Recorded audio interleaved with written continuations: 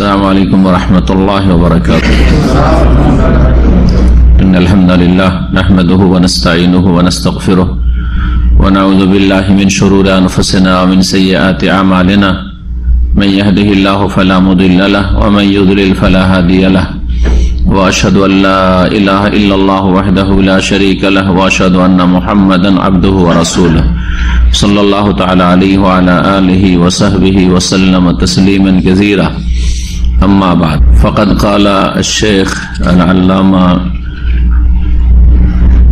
صالح الفوزان حفظه الله تعالى: إثبات النداء والصوت والكلام لله تعالى. وقال شيخ الإسلام ابن تيمية رحمه الله تعالى: وقوله صلى الله عليه وسلم: يقول الله تعالى: يا آدم فيقول لبيك وسعديك فينادي بصوت إن الله يأمرك أن تخرج من ذريتك بعثا إلى النار. متفق عليه. وقوله عليه الصلاة والسلام: ما منكم من أحد إلا سيكلمه ربه وليس بينه وبينه ترجمان. আম্মা বাদ।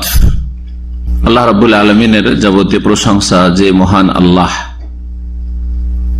কথা বলেন, যে আল্লাহর বাণী হচ্ছে কোরআনে কারীম, যা ওহী করেছেন শেষ নবী মুহাম্মদ রাসূলুল্লাহ সাল্লাল্লাহু আলাইহি ওয়াসাল্লামের উপর, যিনি আম্বিয়া রাসূলগণের সাথে কথা বলেছেন।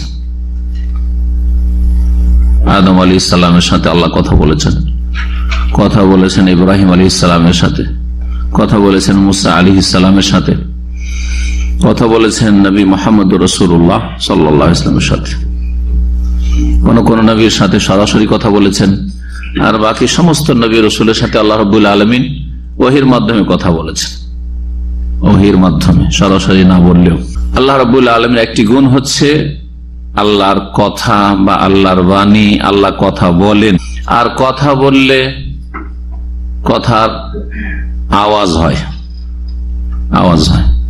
তো আল্লাহর জন্য, আল্লাহর কথার জন্য আল্লাহর কথার আওয়াজও সুসাব্যস্ত, এরও প্রমাণ রয়েছে। এই বিষয়টি আজকে রয়েছে। আর আল্লাহ রাব্বুল আলামিন ডাকেন, আম্বিয়া রাসূলগণকে ডাক দিয়েছেন, যাকে নিদা বলা হয়, ডাক দেওয়া। আজকে আমাদের আকীদা আল ওয়াসিতিয়ায় বিষয়বস্তু প্রথম যেটি আলোচনা আসছে সেটি হচ্ছে মহান আল্লাহর কথার প্রমাণ, তার কথার আওয়াজের প্রমাণ, এবং তিনি যে ডাকেন তার ডাকের প্রমাণ। বলছেন আল্লামা শেখ সালেহুল ফওজান হাফিজাহুল্লাহ তাআলা: ইসবাতুন নিদাই ওয়াস সাউতি ওয়াল কালামি লিল্লাহি তাআলা। ডাক দেওয়া, ওয়াস সাউত আওয়াজ, মানে কথার আওয়াজ। কথা বললে তো একটা আওয়াজ হয়, আমি কথা বলছি, আওয়াজ হয় না, সাউন্ড হয় না, এই আওয়াজ। ওয়াল কালাম, এবং কথা, বাণী মহান আল্লাহর জন্য, মহান আল্লাহর জন্য এইসবের প্রমাণ। মহান আল্লাহর জন্য কথার প্রমাণ, কথার আওয়াজের প্রমাণ, এবং আল্লাহ রাব্বুল আলামিন যে নবী রাসূলকে ডেকেছেন, এই ডাকের প্রমাণ। কিয়ামতের দিনে আল্লাহ রাব্বুল ডাক দেবেন আদম আলাইহিস সালামকে। হাদিস আসছে, আয়াতগুলি আমাদের আলোচনা হয়ে গেছে। আয়াতে এইরকম বহু আল্লাহ রাব্বুল আলামিনের সিফাত বা গুণাবলীর আলোচনা এসছে। এখন আমাদের ধারাবাহিক আলোচনা 2 সপ্তাহ থেকে চলছে নবী করিম সাল্লাল্লাহু আলাইহি ওয়াসাল্লামের হাদিস দ্বারা আল্লাহর গুণাবলীর প্রমাণ, আল্লাহর বিভিন্ন গুণের প্রমাণ। আজকে এই প্রথম 3টি আল্লাহর গুণ, আল্লাহর বাণীর, আল্লাহর বাণী এবং বাণীর আওয়াজ, আল্লাহর কথার আওয়াজ এবং আল্লাহর ডাক। বলছেন নবী করিম সাল্লাল্লাহু আলাইহি ওয়াসাল্লাম একটি হাদিসে, হাদিসটি বুখারী মুসলিমে রয়েছে। হাদিসটা লম্বা, এখানে শাইখুল ইসলাম ইবনে তাইমিয়া রাহিমাহুল্লাহ সংক্ষেপ করে দিয়েছেন। কিয়ামতের দিনে বিচার দিবসে সমস্ত মানুষকে যখন কবর থেকে, যারা কবরে আছে কবর থেকে উঠিয়ে, যাদের উপর কিয়ামত কায়েম হয়েছে, একেবারে শেষ যুগের লোক, ধ্বংস হয়েছে পৃথিবী, তখন যে যেখানে মরেছে, এক কথায় সবাইকে আল্লাহ জীবিত করবেন, আর বিচার দিবসে সবাই হাজির হবে। মুসলিম, কাফের, সৎ অসৎ, ভালো মন্দ, জান্নাতি জাহান্নামী, সবাই সেখানে জমা হবে। আম্বিয়া রাসূলগণ থেকে শুরু করে যে কোনো মানুষ, যে কোনো স্তরের হোক না কেন, যত নিকৃষ্ট হোক মানুষ সেখানে হাজির হইতে হবে। আর যতই শ্রেষ্ঠ হোক মানুষ, আম্বিয়া রাসূলগণ, তাদেরকেও সেখানে একত্রিত হইতে হবে। মহান আল্লাহ তখন আদম আলাইহিস সালামকে ডাক দেবেন, এই হাদিসে রয়েছে। দেখে বলবেন যে সব তো তোমারই ছেলে মেয়ে, আদম সন্তান, হ্যাঁ বনি আদম। কিয়ামত পর্যন্ত যত মানুষ এসছে সব কার ছেলে মেয়ে? আদম আলাইহিস সালামের ছেলে মেয়ে। তো আল্লাহ আদমকে বললেন যে তোমার ছেলে মেয়েদের থেকে জাহান্নামীদেরকে আলাদা করে দাও, তুমি বের করে দাও, কোন গলি জাহান্নামী তুমি বের করে দাও। নবী করিম সাল্লাল্লাহু আলাইহি ওয়াসাল্লাম বলেন, ইয়াকুলুল্লাহু তাআলা, মহান আল্লাহ বলবেন কিয়ামতের দিনে, ইয়া আদম, হে আদম। ফায়াকুলু, আদম বলে ডাক যখন দেবেন আল্লাহ রাব্বুল আলামিন যে হে আদম, তখন আদম আলাইহিস সালাম বুঝতে পারবেন যে আল্লাহ আমাকে ডাক দিয়েছে, কিছু বলবেন আল্লাহ রাব্বুল আলামিন। ফায়াকুলু, তখন বলবেন আদম আলাইহিস সালাম, লাব্বাইকা ওয়া সাদাইক, হে আল্লাহ তোমার ডাকে আমি হাজির, আমি উপস্থিত, আমি তোমার অনুগত, তোমার আনুগত্যে আমি অটল। লাব্বাইক শাব্দিক অর্থগুলি পরে করব, কিন্তু ভাব অর্থ আল্লাহ আমি হাজির, হাজির। ও সাদাইক, আমি প্রস্তুত। আল্লাহ কি বলছেন বলুন। ফায়ুনাদি বিসাউতিন, উচ্চ স্বরে আল্লাহ ডাক দেবেন। ফায়ুনাদি বিসাউতিন, দেখুন আলোচ্য বিষয় কি ছিল, যে আল্লাহর বাণী, আল্লাহর কথা। তো আদম আলাইহিস সালামের সাথে আল্লাহ কথা বলছেন না, কথা বলার প্রমাণ হইল। 2 নম্বর ছিল আওয়াজের কথা, বেসাউতিন, আওয়াজ সশব্দে ডাকবেন, উচ্চ স্বরে ডাকবেন, হে আদম। জি, তো আল্লাহর কথার আওয়াজ আছে, আল্লাহর কথার আওয়াজ আছে, বোঝা গেল। আর পায়ুনাদি, ডাক দেবেন, ডাক দেওয়া, নেদা মানে আহ্বান করা, ডাক দেওয়া। তো এটাও আল্লাহ রাব্বুল আলামিনের একটি গুণ। এই 3টি গুণ এইটুকু হাদিসের অংশে পাওয়া গেল। আল্লাহ কথা বলবেন আদম আলাইহিস সালামের সাথে, আল্লাহ ডাক দেবেন, এবং এই ডাকটা কি হবে? উচ্চ স্বরে হবে, আওয়াজ শুনবে, সবাই শুনবে, অন্যরাও শুনবে, সশব্দে আওয়াজ হচ্ছে মানে সবাই শুনবে। কি বলবেন আল্লাহ রাব্বুল বলবেন, ইন্নাল্লাহ ইয়ামুরুকা, যে আল্লাহ তোমাকে নির্দেশ দিচ্ছেন, আন তুখরিজা মিন যুররিয়াতিকা বাসান ইলান নার, যে তুমি তোমার বংশধর থেকে, তোমার সন্তান সন্ততিদের মধ্য থেকে বের করে দেবে বাসান ইলান নার, জাহান্নামীদের দলটি, যারা জাহান্নামে যাওয়ার যোগ্য, তাদেরকে তুমি পৃথক করে দাও, জুদা করে দাও। একসাথে একাকারে আছে, জান্নাতে জাহান্নামে হাশরের মাঠে সৎ অসৎ সব একাকারে আছে, ঠিক না? দুনিয়ার সামান্য একটা ভিড় ভাড়ে তো সব সৎ ভালো মন্দ সব একাকার হাটে বাজারে। তো সেই হাশরের মাঠে সমস্ত মানুষ, প্রথম মানুষ থেকে শুরু করে, ওই যুগ থেকে শুরু করে কিয়ামত পর্যন্ত কত মানুষ দুনিয়াতে এসছে আর চলে গেছে। আজকের পৃথিবীতে একটা দেশের মানুষ, একটা শহরের মানুষ তো জমা হয় না কোনো জায়গায়, তাই না? একটা শহরের মানুষ যদি এক জায়গায় জমা হয়ে যায়, তো চিন্তা করেন কি দৃশ্য দেখবেন আপনি। হাশরের মাঠ তাহলে কত বড় হবে এবং কত মানুষের সংখ্যা হবে সেখানে। এই সমস্ত মানুষ শুনতে পাবে আওয়াজ, যে আদম আলাইহিস সালাম আমাদের পিতাকে আল্লাহ ডাক দিয়েছেন যে জাহান্নামীদেরকে বের করে দিয়ে দাও, যে এরা জাহান্নামী, আল্লাহ তুমি নিয়ে নাও, জান্নাতীরা আলাদা হয়ে যাবে, জাহান্নামীরা আলাদা হয়ে যাবে। কোরআনে কারীমে রয়েছে, ওয়ামতাজুল ইয়াওমা আইয়ুহাল মুজরিমুন, কোন সূরা আছে আয়াত? হ্যাঁ, ইয়াসিন, মাশাআল্লাহ, সূরা ইয়াসিন। ওয়ামতাজুল ইয়াওমা আইয়ুহাল মুজরিমুন, আল্লাহ রাব্বুল আলামিন আরেকটি ঘোষণা এখানে রয়েছে, আজকের দিনে এই বিচার দিবসে তোমরা আলাদা হয়ে যাও, পৃথক হয়ে যাও। আইয়ুহাল মুজরিমুন, হে অপরাধীরা, হে অন্যায়কারীরা। মুজরিম হচ্ছে অপরাধী, যে কোনো অপরাধী, অপরাধী মুশরিক অপরাধী, কাফের অপরাধী, মুনাফিক অপরাধী, খুনি অপরাধী, মুসলিম সমাজের ফাসিক পাপিষ্ঠ অপরাধী, নামাজ ত্যাগকারী অপরাধী। নামাজ ত্যাগকারীকে আল্লাহ একাধিক আয়াতে অপরাধী বলেছেন, এইখানে যে কোনো পাপিক অপরাধী বলা হয়েছে। আর বিশেষ করে যারাকে জিজ্ঞেস করবে জান্নাতীরা যে মা সালাকাকুম ফি সাকার, তোমরা জাহান্নামে কেন? সূরা মুদাসসির যে রয়েছে, মা সালাকাকুম ফি সাকার, কি ব্যাপার? সেখানে কি রয়েছে? ফি জান্নাতি ইয়াতাসাআলুনা আনিল মুজরিমিন, জান্নাতে জান্নাতীর অবস্থানরত অবস্থায় জান্নাতে চলে গেছে, তারপরে দেখছে না পরিচিত লোকদেরকে সব একসাথে কাজকর্ম করেছে, একই গ্রামে বাস করেছে, ওদেরকে খুঁজে পাই না। জিজ্ঞেস করবে তোমরা কোথায়? এখানে দেখছি না যে মা সালাকাকুম ফি সাকার, তোমরা জাহান্নামে কেন? কালু আনিল মুজরিমিন, ওখানে কি আছে? এই অপরাধীদের সম্পর্কে জিজ্ঞেস করবে। হে অপরাধীরা, ফি জান্নাতি ইয়াতাসাআলুন আনিল মুজরিমিন, এখানে রয়েছে ওয়ামতাজুল ইয়াওমা আইয়ুহাল মুজরিমুন। তাদের যে অপরাধ ছিল, সবচেয়ে বড় অপরাধ কি ছিল মুসলিম সমাজের? কালু লাম নাকু মিনাল মুসাল্লিন, আমরা মুসলিম তো ছিলাম কিন্তু আমরা মুসল্লি ছিলাম না, 5 ওয়াক্ত নামাজ পড়তাম না। 5 ওয়াক্ত নামাজ না পড়লে মুসল্লি হয় না। 3 ওয়াক্ত পড়লো কি কেউ মুসল্লি বলে না। জি, যে 5 ওয়াক্ত নামাজ পড়ে কায়েম করে তাকে মুসল্লি বলে, লোকটা মুসল্লি না। কারণ আমাদের দেশের লোকেরা শুধু সামাজিক ভাবে যারা অপরাধী তাদেরকে অপরাধী বলে। অপরাধ শব্দটি মনে হচ্ছে সমাজ বিরোধী কোনো কাজ যদি না করে, রাষ্ট্রবিরোধী কোনো কাজ না করে, তাহলে অপরাধী নয়। সুতরাং মুশরিক অপরাধী নয়, কাফির অপরাধী নয়, মুনাফিক কপট অপরাধী নয়, আপনি নামাজি অপরাধ নাই, রোজার দিনে খাচ্ছে, কার 1 পয়সা মেরে খায়নি, নিজের বাপের খাচ্ছে রোজার দিনে, অপরাধী নয়। যাকাত দিচ্ছেন অপরাধী নয়, হজ করছেন অপরাধী নয়। অথচ আল্লাহর কাছে এরা বড় অপরাধী যারা ফরজ ত্যাগ করছে। ওয়ামতাজুল ইয়াওমা আইয়ুহাল মুজরিমুন বলছিলাম, হে অপরাধীরা তোমরা আজকে আলাদা হয়ে যাও, এই জান্নাতীদের সাথে একাকার হয়ে আছো, মিশে থাকা চলবে না, আলাদা হও, সেপারেট হও।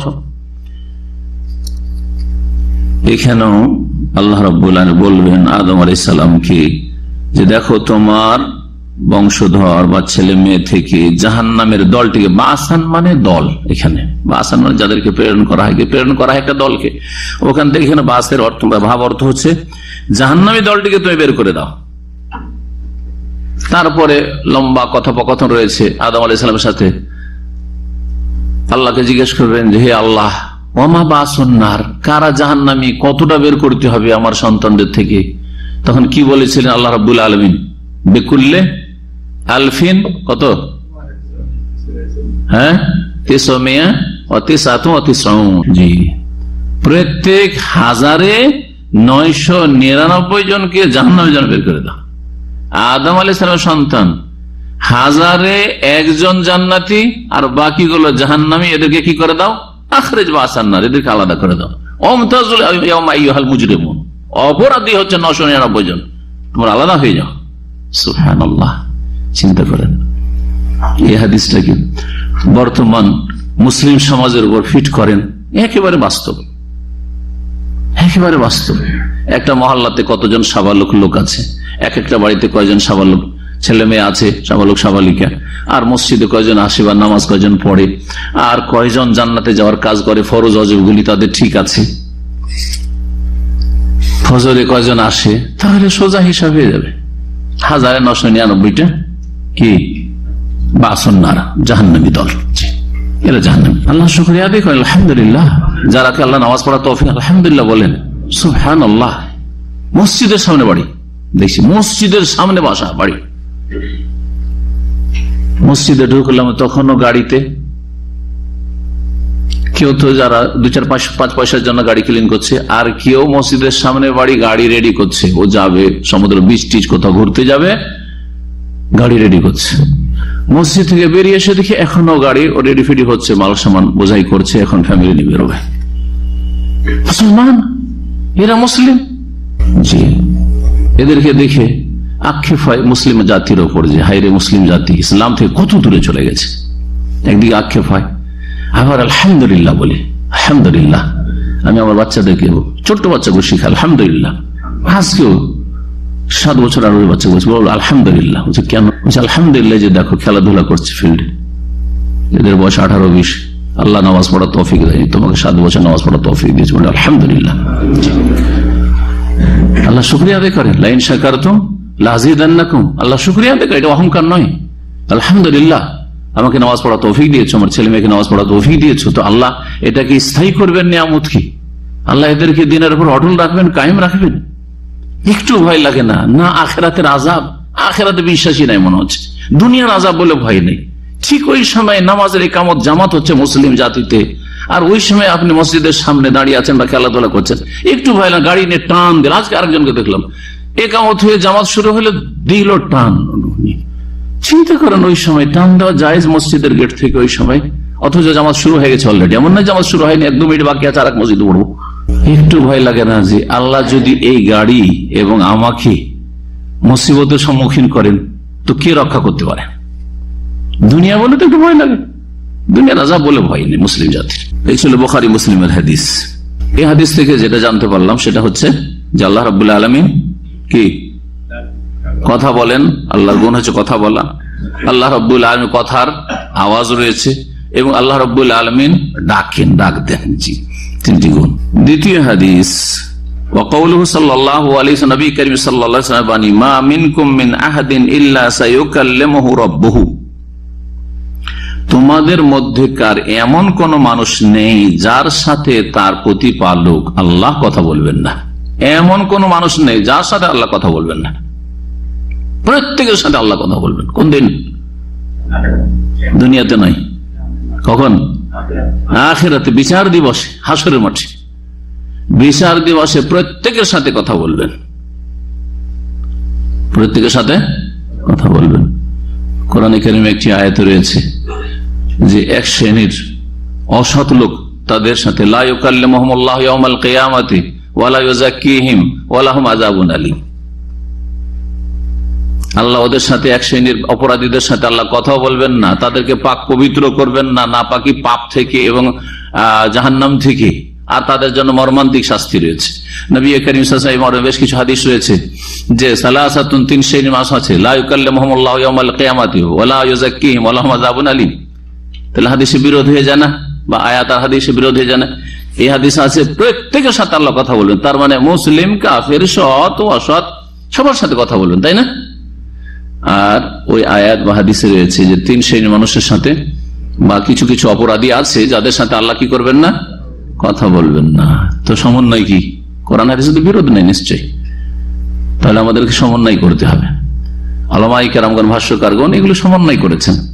কথা বলা 2 রকম, একটা হচ্ছে মায়া এবং দয়ার দৃষ্টিতে কথা বলা, আর একটা হচ্ছে ক্রোধের সাথে কথা বলা।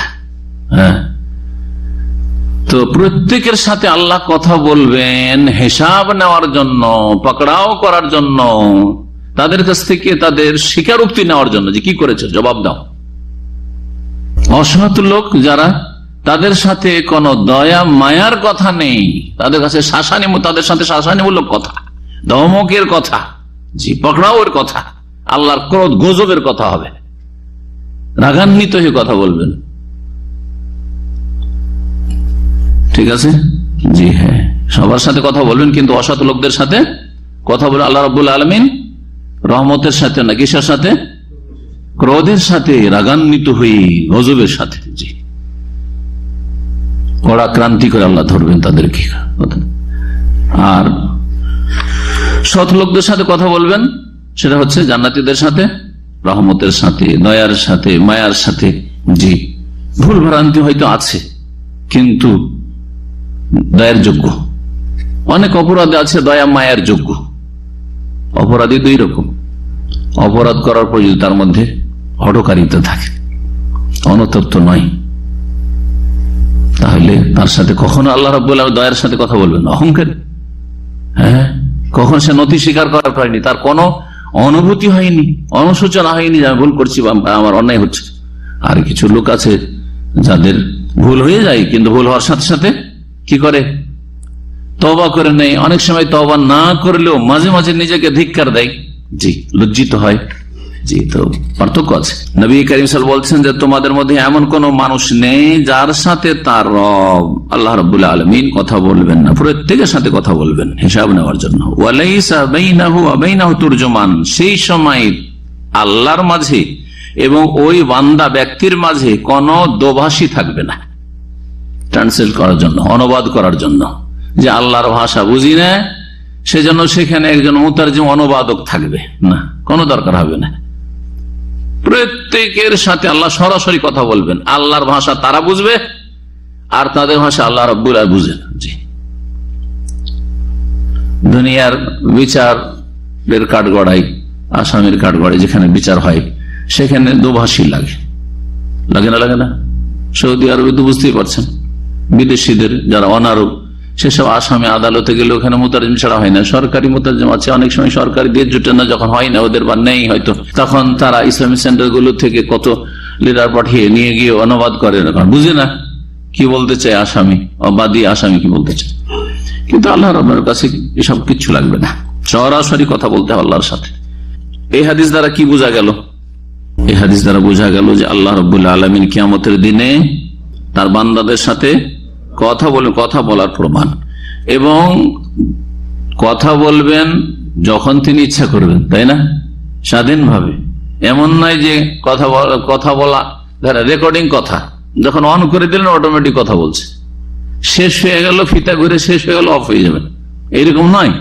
হ্যাঁ, বরং কথা বলা হচ্ছে আল্লাহর গুণ, তিনি নিজের ইচ্ছা মতো কথা বলবেন, যখন যার সাথে যেমন ভাবে কথা বলতে চাইবেন কথা বলে আল্লাহ রাব্বুল আলামিন। এই ছিল এই দুটি হাদিস যার দ্বারা প্রমাণিত হলো আল্লাহর কথার কথা, আল্লাহর আওয়াজের কথা, ডাকের কথা।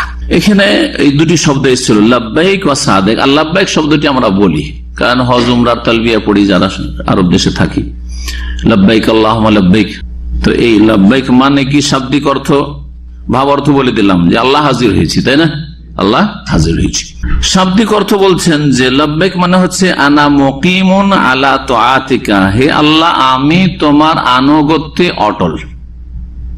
এই শব্দটি আরবি শব্দ আলাব্বা থেকে এসছে। আলাব্বা বিল মাকানে, কোন জায়গায় অবস্থান করা, কি আরবরা বলতো ফুলানুন আলাব্বা বিল মাকানে, অমুক ব্যক্তি অমুক জায়গায় অবস্থান করেছে। তাহলে লাব্বাইক কা মানে আপনি, আর লাব্বাইক মানে এখানে দ্বিবচন করা হয়েছে, হে আল্লাহ আমি, যেন বারবার বলছেন, দ্বিবচন মানে দুইবার করে যেন বলছেন কথাটি, হে আল্লাহ আমি আপনার সামনে হাজির, অবস্থান করা থেকে শুরু করে, এই অবস্থান থেকে শুরু করে। এইরকমই সাদাইক শব্দটি মুসাআদা থেকে, মুসাআদা বুঝেন এদেশে যারা বেশ কিছুদিন থাকেন, মুসাআদা বুঝেন। মুসাআদা মানে কি?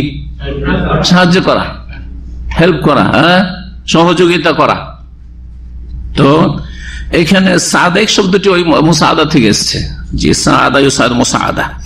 এর অর্থ কি হচ্ছে মুসাআদা হুয়া ওয়াহিয়া আল মুতাওয়া, জি যে সহযোগিতা করে, যার সহযোগিতা করে তার সে অনুকূলে, তার পক্ষে, বিপক্ষে নয়। আমি আপনার সাথে সহযোগিতা করছি, তার মানে কি আপনার পক্ষে আছে। এই কথাটি আমরা বিভিন্ন ক্ষেত্রে বিভিন্ন রকম ব্যবহার করি। একটা হচ্ছে আর্থিক সহযোগিতা, সেই ক্ষেত্রে ওর সাপোর্টে থাকলো অর্থের দিক থেকে। অনেক সময় আসামিকে জিজ্ঞেস করে, যারা তদন্ত করে তারা আসামিকে জিজ্ঞেস করে যে আমার সাথে তুমি এই তদন্তের ব্যাপারে কি করবে, সহযোগিতা করবে। এটা কোন সহযোগিতা করা, মানে আপনার পক্ষে আছে, আপনি যা জিজ্ঞাসাবাদ করবেন আপনার পক্ষে আছি, সঠিক কথাগুলি বলবো, ঠিক না, এটা হচ্ছে সহযোগিতা করা। আর উল্টো পাল্টা কথা বলা এটা সহযোগিতা না, তুমি কিন্তু আমার সাথে সহযোগিতা করছো না, বলে ওরা অনেক সময়, তুমি কিন্তু তোমার ক্ষতি করছো কারণ তুমি আমার সহযোগিতা করছো না। জি হ্যাঁ, এখানে অনুকূলে থাকা। তাহলে সাদা, হে আল্লাহ তুমি যে ডাক দিয়েছো, যেদিকে ডাক দিয়েছো সেদিকে তার অনুকূলে আছি, মানে আছি আমি, হাজির। এখান থেকে ভাব অর্থ কি না হয়েছে, আল্লাহ হাজির, হাজির। তো লাব্বাইক মানেও ভাব অর্থ হচ্ছে আল্লাহ হাজির, উপস্থিত, আর সাদাইক মানে উপস্থিত। কিন্তু শাব্দিক অর্থ হচ্ছে মুসাআদাতুন ফি তাআতিকা বাদা মুসাআদা, সহযোগিতার সাথে সহযোগিতা করছি। এই জন্য দ্বিবচন দিয়ে শব্দগুলি এসেছে এখানে। তারপরে যে বিষয়টি রয়েছে সেটা হচ্ছে নবী করিম সাল্লাল্লাহু আলাইহি ওয়াসাল্লামের হাদিস দ্বারা আল্লাহ রাব্বুল আলামিনের সমস্ত সৃষ্টির ঊর্ধ্বে অবস্থানের, ঊর্ধ্বে থাকার প্রমাণ। আল্লাহ রাব্বুল সবকিছুর ঊর্ধ্বে, সৃষ্টির মধ্যে নয়, কোন সৃষ্টির মধ্যে নেই, ছোট বড় কোন সৃষ্টির মধ্যে নয়। সর্বত্র, জমিনে তো দূরের কথা, আসমানের ভিতরেও না। প্রথম আসমান দ্বিতীয় আসমান তো বাদ দেন, 7 আসমানের ভিতরেও না। 7 আকাশ, সূর্য চন্দ্র, এগুলি আমাদের তুলনায় আল্লাহর বিশাল বিশাল সৃষ্টি, তাই না, বিশাল সৃষ্টি। বহু নক্ষত্র রয়েছে, সুবহানাল্লাহ। এক একটা এইরকম পৃথিবী চন্দ্র সবকে গিলে নেবে, এক একটা নক্ষত্রের সামনে ক্ষুদ্র সেগুলি। এই সমস্ত আল্লাহর সামনে ক্ষুদ্র সৃষ্টি। এই সমস্ত সৃষ্টি জগতের ঊর্ধ্বে আরশ এবং কুরসি, এবং আল্লাহ রাব্বুল আলামিন তার আরশের উপর সমুন্নত। এক হচ্ছে আল্লাহর আরশে সমুন্নত হওয়া, দ্বিতীয় হচ্ছে আল্লাহ রাব্বুল আলামিন সৃষ্টির ঊর্ধ্বে থাকা, সৃষ্টির ভিতরে নয়। এই বিষয়টি আয়াত দ্বারা আমরা বিস্তারিত আলোচনা এর আগে করেছি এই কিতাব থেকে, কারণ শেখ ইবনে তাইমিয়া রাহিমাহুল্লাহ আয়াতগুলোকে সেপারেট নিয়ে এসেছেন, আর হাদিস দ্বারা প্রমাণিত বেশ কিছু হাদিস নিয়ে এসেছেন। এখানে 3টি হাদিস রয়েছে, হাদিস অনেক রয়েছে কিন্তু উনি 3টি হাদিস নিয়ে এসেছেন, যা দেখব। বলছেন ইসবাতু উলুইল্লাহি আলা খালকিহি ওয়া ইসতিওয়াইহি আলা আরশিহি। শেখ সালেহুল ফাওজান হাফিজাহুল্লাহ বলছেন যে আল্লাহ রাব্বুল আলামিনের সৃষ্টির ওপর তার সুউচ্চতা, মানে সৃষ্টির ঊর্ধ্বে থাকা। দ্বিতীয় হচ্ছে ওয়াস্তিওয়াউ আলা আরশিহি, এবং তার আরশে সমুন্নত হওয়া, তিনি তার আরশে সমুন্নত আছেন। প্রথম হাদিসটি হচ্ছে নবী করিম সাল্লাল্লাহু আলাইহি ওয়াসাল্লামের দোয়া, যা আবু দাউদ এবং অন্যান্য হাদিসের কিতাবে রয়েছে, মুসনাদ আহমদে রয়েছে। আবু দাউদের 3892 নম্বর হাদিস। হাদিসটিকে হাসান বলা হয়েছে, শেখ ইবনে তাইমিয়া রাহিমাহুল্লাহ হাদিসটিকে হাসান বলেছেন। ওয়া কাউলুহু সাল্লাল্লাহু আলাইহি ওয়াসাল্লাম ফি রুকিয়াতিল মারিদ, নবী করিম সাল্লাল্লাহু আলাইহি ওয়াসাল্লাম দোয়া শিখিয়েছেন অসুস্থ ব্যক্তির ঝাড়ফুঁকের ক্ষেত্রে, দম করার ক্ষেত্রে। অসুস্থ ব্যক্তিকে যদি দম করতে চান, ফুঁক করতে চান, তাহলে এই দোয়াটি পড়ে ফুঁক দেবেন। কি বিভিন্ন দোয়া রয়েছে, তার মধ্যে এটি একটি দোয়া। রব্বুনা আল্লাহ আল্লাযী ফিস সামাই তাকাদ্দাসা ইসমুকা আমরুকা ফিস সামাই ওয়াল আরদি কামা রাহমাতুকা ফিস সামাই ইজআল রাহমাতাকা ফিল আরদি ইগফির লানা হুবানা ওয়া খাতায়ানা আনতা রাব্বুত তাইয়্যিবিন আনজির রাহমাতাম মিন রাহমাতিকা ওয়া শিফাআম মিন শিফাইকা আলা হাযাল ওয়াজহ ফায়াবরাউ। বলছেন নবী করিম সাল্লাল্লাহু আলাইহি ওয়াসাল্লাম যে অসুস্থ ব্যক্তিকে ফুঁক দিতে গিয়ে এই দোয়াটি পড়বে, রব্বুনা আল্লাহ, আমাদের মালিক প্রতিপালক আল্লাহ, আল্লাযী ফিস সামা, যিনি কোথায় রয়েছেন? আসমানে রয়েছেন। এই যে আসমানে রয়েছেন কথাটি, এর মানে কি? ফি, ফি মানে তো মধ্যে হয়, তো আসমানের মধ্যে ফি মানে এখানে আলার অর্থে রয়েছে। ফি মানে কিসের অর্থে রয়েছে? আল্লাহর অর্থে। যদি আসমান আকাশ মানে আকাশ নি, তখন ফি মানে কি নেব? আলা। আর ফি মানে আলা, এটা আমরা নিজের মাতৃভাষাতে ব্যবহার করি। যেমন এখন আমরা কোথায় আছি? হ্যাঁ, কি 5 তলার ওপরে আছি, ঠিক না? কিন্তু আমার 5 তলা, তো তারপরে তো আমাদের উপরে ছাদ আছে। আমি আরেকটা উদাহরণ দিই, কারণ এতে তো তারপর ভিতরে আছি আমরা, আমার তো সৃষ্টি হবে। ছাদের উপরে ধর কেউ আছে, ছাদের উপরে আছেন, তাই না? আছেন কোথায়? ছাদের উপরে। কিন্তু আমরা কখনো কখনো কথা বা অধিকাংশ সময় বলি অমুক কোথায় আছে, বলছে ছাদে আছে। ছাদে মানে ছাদের ভিতরে হয়। ছাদের আরবি কি? হ্যাঁ, ফিস সাথে ফি হবে, তাই না? তাহলে ছাদে বলতে যখন আমরা বলি যে অমুক ছাদে আছে, হ্যাঁ, এটা কেউ বুঝে না যে ছাদে আছে মানে সে ছাদের ভিতরে ঢুকে আছে। হ্যাঁ, ছাদের সিমেন্টের মধ্যে ঢুকে আছে, ছাদের উপরে আছে, বুঝে, ঠিক না? অমুককে গাছে ফাঁসি দেবো যদি কেউ বলে, গাছে মানে গাছের ভিতরে, গাছের উপরে, গাছের উপরে ঝুলিয়ে। কোরআনে কারিমে আছে, ফেরাউন বলেছিল হ্যাঁ ওই জাদুঘরদেরকে ধমক দিয়ে যে তোরা সারেন্ডার করে দিলি, কি বলেছিল? হ্যাঁ, লাউসাল্লিবান্নাকুম ফি জুযুইন নাখলি, অবশ্যই অবশ্যই তোমাদেরকে শুলে চড়াবো, ফাঁসিতে চড়াবো। কোথায়? ফি জুযুইন নাখলি, ওখানে আলা বলেনি, আলা বলেনি। সে কি বলেছিল? গাছের, খেজুর গাছের কাণ্ডে, খেজুর গাছের কাণ্ডের ভিতরে ঢুকিয়ে ফি যে বলেছে, আলা। এখানে ফি মানে আলা। তো ঠিক ওই রকমই আল্লাহ কোথায় রয়েছেন? ফিস সামায় মানে আলাস সামায়। ফি মানে আল্লাহর অর্থে আমরা ব্যাপক ভাবে ব্যবহার করি, আমরা নিজেদের ভাষা ব্যবহার করে, আরবি ভাষা ব্যবহার হয়। এটা একটি এর ব্যাখ্যা। আর একটা ব্যাখ্যা হচ্ছে সামা আকাশকেও বলা হয়, আবার মাথার উপরে যা কিছু উঁচা, ওপরে যা আছে, আপনার আমার চাইতে উঁচাতে যা আছে, তাকেও আরবি ভাষায় সামা বলা হয়। আরবি ভাষায় তাকে কি বলা হয়? সামা। কারণ সামা শব্দটি সামা ইয়াসমু থেকে, এর মানে হচ্ছে সামা ইয়াসমু মানে ওপরে থাকা, সমু উন। এই জন্য প্রিন্সদের ক্ষেত্রে আরবি টার্ম হচ্ছে হ্যাঁ সাহেবুস সুমু। দেখবেন সাহেবুস সুমু, যারা জনগণের ঊর্ধ্বে, যে জনগণের উপরে, সাহেবুস সুমুলি। তো সামা মানে হচ্ছে যা মাথার উপরে আছে তাকে সামা বলা হয়। আর ওরা বলতেন কুল্লু মা ফাওকাকা ফাহুয়া সামাউন, তোমার উপরে যা কিছু আছে তাই হচ্ছে সামা। এখান থেকে কোরআন কারীমের বেশ কিছু আয়াতে রয়েছে যে আল্লাহ বৃষ্টি বর্ষণ করেন কোত্থেকে? আকাশ থেকে। তো আকাশ থেকে মানে আকাশ থেকে বৃষ্টি হচ্ছে, এটা যদি আজকে সায়েন্সের যুগে বলেন যে আকাশ থেকে বৃষ্টি নেমে আসছে, তাহলে কোরআন মিথ্যা বলবে না? আকাশ থেকে হচ্ছে না মেঘমালা থেকে?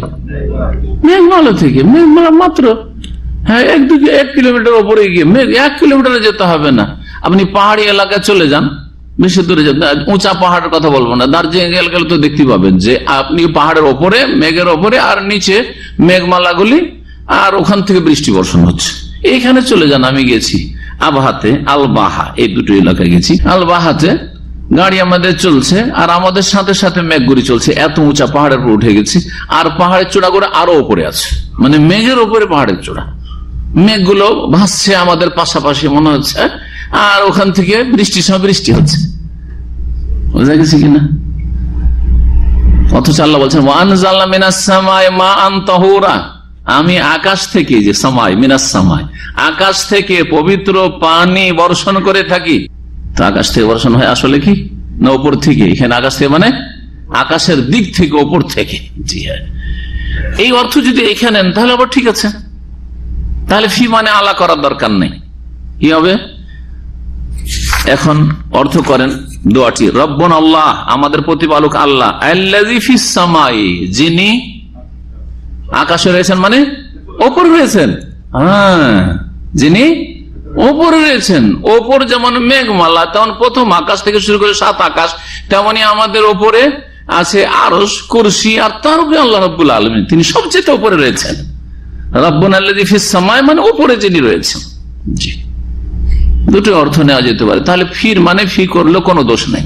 তাকাদ্দাসা ইসমুকা, হে আল্লাহ তোমার নাম পাক পবিত্র।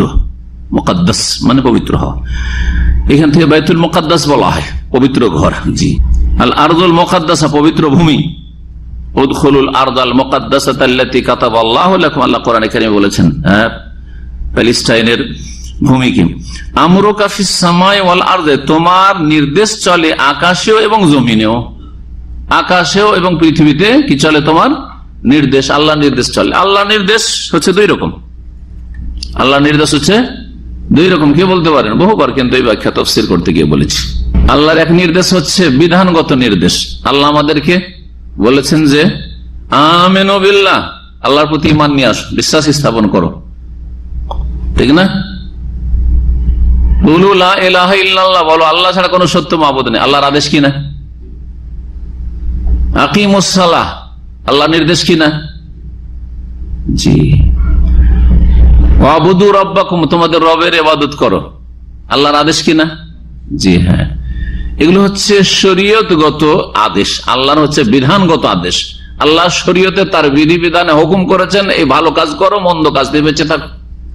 জি, এই আল্লাহর বিধান, এই শরীয়তি বিধান জমিনে চলছে মানুষ এবং জিনের ওপর, এবং আকাশে ফেরেশতাদের উপর। যখন যা হুকুম করছেন, যাও একজনকে ওহী নিয়ে যেতে বলুন, যাও এই কাজ করো, ওরা যা মানছে আল্লাহর অনুগত, এটা হচ্ছে আল্লাহর শরীয়তি বিধান, আল্লাহর হুকুম পালন করা এবং আল্লাহর হুকুম। আর একটা হচ্ছে সৃষ্টিগত বিধান, আর একটা হচ্ছে সৃষ্টিগত বিধান। আমরে কওনি আর আমরে শারঈ, বহুবার বলেছি, আরবি তো বলেছি, মুখস্থ করে নেন। আমরে কওনি মানে সৃষ্টিগত নির্দেশ, আর আমরে শারঈ মানে বিধানগত নির্দেশ। বিধানগত নির্দেশের হুকুম বুঝাইলাম। জি, কুতিবা আলাইকুমুস সিয়াম, রোজা ফরজ, রোজা রাখো। হ্যাঁ, ইন্নাল্লাহা কাদ ফারাদা আলাইকুমুল হজ্জ ফাহুজ্জু, তোমরা হজ করো। এগুলো হচ্ছে আমরে শারঈ, শরীয়তি বিধান। সৃষ্টিগত বিধান, সৃষ্টিগত বিধান হচ্ছে আল্লাহ যা কিছু সৃষ্টিগত ভাবে করছেন ওইভাবেই কিন্তু হচ্ছে, ওর একটু আগে পিছিয়ে হবেই না। আল্লাহ যেই দিন আমার সম্পর্কে আপনার সঙ্গে কোন বলেছেন, সেই দিন আপনি আমি দুনিয়া এসেছি। আবার যেই দিন আমার আপনার মত সম্পর্কে আল্লাহ বলেন কোন, মত হয়ে যা, সাথে সাথে মরে যাব, বাঁচার কোনো উপায় নেই। এটা হচ্ছে আল্লাহর কি সৃষ্টিগত আমরে কওনি, সৃষ্টিগত হুকুম, সৃষ্টিগত বিধান বা নির্দেশ। তো জমিন এবং আসমানে হে আল্লাহ তোমার আদেশ চলে, তার মানে দুটোই আদেশ চলে। কখন বৃষ্টি হবে, বৃষ্টি হ, বৃষ্টি বন্ধ, বন্যা হয়, ধ্বংস হয়ে যাক। এই যে আল্লাহর এগুলো হচ্ছে, এগুলো হচ্ছে সৃষ্টিগত কি নির্দেশ। অমুকের পতন, হ্যাঁ, অমুকের উত্থান, জি, এগুলো আল্লাহর সৃষ্টিগত কি নির্দেশ, আমরে কওনি। আর শরীয়তের বিধিবিধানের ক্ষেত্রে যেগুলো নির্দেশ, এগুলো হচ্ছে আমরে শারঈ। আমরে কওনি, আল্লাহর যখন সৃষ্টিগত কোন নির্দেশ হয়, সেটা খণ্ডন কোন শক্তি করতে পারে না। বুঝা গেছে কিনা? কি বুঝলেন? আল্লাহ যদি বলেন যে পৃথিবীকে ধ্বংস করে, কেউ রক্ষা করতে পারবে? কিন্তু যারা সুফি ইজমে বিশ্বাসী, পীর মরিদিতে বিশ্বাসী, আল্লাহ সামদেশকে ধ্বংস করছিলেন গান বাজনার জন্য, আর আল্লাহর কুতুব ছুটে গেল, আর যাওয়ার পরে জমিন কি এমন করে ধরলো, আল্লাহ আর কি করতে পারলেন না, ধ্বংস করতে পারলেন না। তাহলে এই গোমরারা আল্লাহর চাইতে বেশি ক্ষমতা কাকে দিয়ে দিয়েছে? গস কুতুবকে দিয়ে দিয়েছে। আল্লাহর সৃষ্টিগত বিধানেও সৃষ্টিগত হুকুমেও এরা বাধা সৃষ্টি করে দেয়। কথা বুঝছেন না? কত বড় কুফরি কথা। অথচ এটা ধর্মের নামে, রুহানিয়াতের নামে, আধ্যাত্মিকতার নামে, আত্মার পরিশুদ্ধির নামে, হ্যাঁ, আল্লাহকে পাওয়ার নামে এই কুফরি চলছে। জি, পীর মুরিদিতে হক্কানি পীরের কিতাবে আছে, হ্যাঁ, মানে ওদের কাছে হক্কানি, আমাদের কাছে হক্কানি বলে কোনো পীর নেই, আর কোরআন হাদিসে কোনো হক্কানি বলে পীর নেই। কিন্তু তারা তাদের ধারণায় তারা হক্কানি পীর, যারা বলছে যে হ্যাঁ, তাদের কিতাব কোথাও খুঁজে পাবে না যে অমুক জায়গায় শিরক হচ্ছে সেজন্য আল্লাহ জমিনকে ধ্বংস করতে চাইছেন, অমুক জায়গাতে কুফরি হচ্ছে সেজন্য আল্লাহ ধ্বংস করতে চাইছেন, অমুক জায়গাতে বড় বড় এরকম অপরাধ রয়েছে। হ্যাঁ, কিন্তু গান বাজনার ক্ষেত্রে ওই কিচ্ছা আছে, গান বাজনার ক্ষেত্রে। জি হ্যাঁ, এই দু তিনটা কিতাব পড়লে ভেদে মারেফত, ইয়াদে খোদা, আর আপনার আশেক মাসুকের কিতাব, আর আপনার ওই মাওয়াইজে কারিমিয়া, এই তিনটা কিতাবের এগুলো হচ্ছে হ্যাঁ হ্যাঁ ধর্ম। এগুলো ধর্ম যে আল্লাহ ধ্বংস করতে চাইছিলেন সামদেশ, আল্লাহর কুতুব ছিল কোথায়, ভারতে না বাংলাদেশে, ওখান থেকে এমন ছিটে গেল যে ধরে নিল, আল্লাহ ধ্বংস করতে পারলেন না, বা আল্লাহকে ধ্বংস করতে হ্যাঁ দিল না। আউযুবিল্লাহ। আর তাদেরকে হক্কানি পীর বলছে। বিবেক বুদ্ধি কিছু আছে, নিজের কমন সেন্স থাকলেও তো অন্তত এইরকম গুমরাহির ধর্ম মানবেন না, শরীয়তের জ্ঞান না থাকলেও। আল্লাহ যে শরীয়তগত হুকুম, শরীয়তগত মানে বিধানগত, শরীয়তগত হুকুমের ক্ষেত্রে আল্লাহ রাব্বুল বলছেন যে এই কাজটা করো, কি করো? ঈমান নিয়ে আসো। অধিকাংশ লোক ঈমান নিয়ে আসে না। আকিমুস সালাহ, নামাজ পড়ো, অধিকাংশ বেনামাজি, তাই না? রোজা রাখো, অধিকাংশ রোজার দিনে পানাহার করছে। হ্যাঁ, লা তাকরাবুজ জিনা, ব্যভিচারের কাছে যেও না, হ্যাঁ, কিন্তু ব্যভিচারে লিপ্ত বহু মানুষ। তো আল্লাহর শরীয়তি যে হুকুমগুলি রয়েছে, সেই ক্ষেত্রে মানুষের মধ্যে আল্লাহ কি দিয়েছেন? স্বাধীনতা দিয়েছেন, দুটো ক্ষমতা। পালন করলে করতে পারে, যা আল্লাহ হুকুম করেছেন পুরোপুরি পালন করতে পারবে। আল্লাহ অসম্ভব কোনো দিন বিধান দেন নাই। আবার যদি মনে করেন আমি একটাও পালন করবো না, এই ক্ষমতা আল্লাহ দিয়েছেন, পুরোপুরি অবাধ্য একবারে, কিছুই মানে না আল্লাহ। বুঝা গেছে? জি হ্যাঁ। যার ফলে শরীয়তি নির্দেশের ক্ষেত্রে আল্লাহর মখলুকরা কি করে, বা আল্লাহর শরীয়তি নির্দেশগুলির কিছু বাস্তবায়ন হয়, কিছু হয় না। কিছু বাস্তবায়ন হয়, কিছু হয় না। যেমন মসজিদ মাদ্রাসা হচ্ছে, আর সেখানে কিছু লোকেরা দিন শিখছে আর নামাজটা পড়ছে, কিন্তু দণ্ডবিধান কায়েম হচ্ছে না সারা বিশ্বে, ইল্লা মাশাআল্লাহ সৌদি আরব। চোরের হাত কাটা, কিসাস, জেনার শাস্তি হচ্ছে না, ঠিক না? এগুলো হচ্ছে আল্লাহর শরীয়তি নির্দেশ যে হুদুদগুলি, দণ্ডবিধান কায়েম করো, কিন্তু কায়েম হচ্ছে না শরীয়তি বিধান। কারণ মানুষকে আল্লাহ ক্ষমতা দিয়েছেন যে চোরের হাত কাটতেও পারবে, গায়ে ক্ষমতা আছে, আবার না কেটে ছেড়ে দিতে পারবে। তাই এই ক্ষেত্রে মানুষ যা ইচ্ছা তাই করতে পারছে। কিন্তু আল্লাহর যখন সৃষ্টিগত হুকুম হবে, আমি এই বছর বন্যায় এই দেশকে ডুবাবো, কোন শক্তির ক্ষমতা আছে যে ডুবতে দেব না? বন্যা পরিস্থিতির মোকাবেলা করতে হবে, ক্ষমতা আছে? অসম্ভব, কুফরি কথা, অসম্ভব কথা কেন বলো? জি, আমরুকা ফিস সামাই ওয়াল আরদ, এখানে আমরুকা তাহলে আল্লাহর দুই রকমের নির্দেশ। হে আল্লাহ, আকাশে এবং জমিনে, আকাশ এবং পৃথিবী তোমার সৃষ্টিগত এবং বিধানগত নির্দেশ রয়েছে। জি, এবং এই নির্দেশ, আল্লাহর বিধানগত নির্দেশে যদিও আল্লাহ আমাদেরকে স্বাধীনতা দিয়েছেন পালন করার আর না করার, কিন্তু আমরা যেহেতু আল্লাহর বান্দা, সেই জন্য আল্লাহর বন্দেগী আর গোলামির প্রমাণ হচ্ছে যে আমরা সেগুলির বাস্তবায়ন করব। কিন্তু যারা অবাধ্য বান্দা, আল্লাহর নাফরমান, তারা সেগুলি বাস্তবায়ন করে না। কামা রাহমাতুকা ফিস সামায়ে, যেমন তোমার করুণা দয়া রয়েছে আকাশেও, যেমন তোমার দয়া আকাশে রয়েছে, ইজআল রাহমাতাকা ফিল আরদ, ওই রকমই তোমার করুণা করো, দয়া করো, ফিল আরদে, পৃথিবীতেও, মানে জমিনবাসীর মাঝেও। যেমন তুমি আল্লাহ আকাশবাসীর উপর রহম করেছো, ফেরেশতা একজন অসৎ নাই, সব অনুগত। হ্যাঁ, তা কোন সময় ফেরেশতাদের ইতিহাসে তাদেরকে ধ্বংস করে দেওয়া হয়েছে এমনটা হয়নি। আসমানে আল্লাহর গজব নেমে এসছে, হয় নাই, ঠিক না? ঠিক তেমনি আল্লাহ যেমন রহম করেছে আকাশে, ওই রকমই তুমি রহম করো কোথায়? ফিল আর জমিনে। ইগফির লানা হুবানা, হুবন মানে হচ্ছে যুনুব, গুনাহ। হে আল্লাহ, আমাদের গুনাহগুলি মাফ করে দাও, ওয়া খাতায়ানা, ভুল ভ্রান্তি মাফ করে দাও, আনতা রব্বুত তাইয়্যিবিন, তুমি সৎকর্মশীল ভালো মানুষদের রব। আল্লাহ সবার রব, কিন্তু বিশেষভাবে হ্যাঁ সৎ লোকদের রব। এটা ওই রকমই যেমন আমাদের যদি ছেলে মেয়ে কিছু ভালো থাকে কিছু খারাপ থাকে, তখন আমরা ওই খারাপ ছেলে মেয়েগুলোকে নিজের সাথে সম্পৃক্ত করতে চাই না। এটা আমার ছেলে, হ্যাঁ এগুলি আমার ছেলে, এটা আমার ছেলে নয়, বলি না, অথচ দুটাই আপনার জন্ম ছেলে।